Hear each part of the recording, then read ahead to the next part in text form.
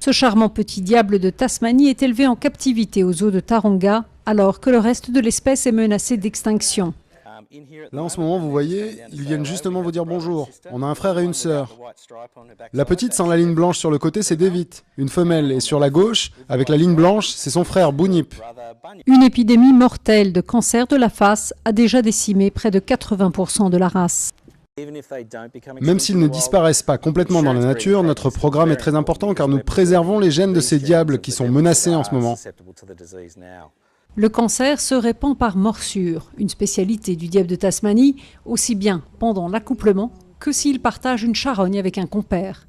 Une fois que l'animal tombe malade, il ne peut plus se nourrir et meurt de faim. Sur l'île de Tasmanie, les scientifiques ont établi des zones propres pour les animaux sains seulement.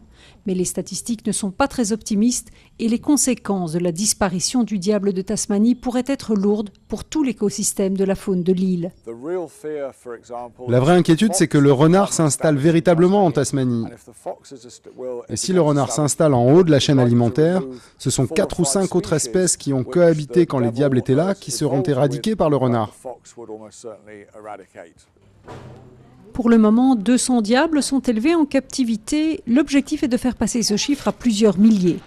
Même si l'animal est surtout connu pour ses hurlements effrayants, son agressivité et son très mauvais caractère, le grand public a l'air prêt à lui trouver un air sympathique.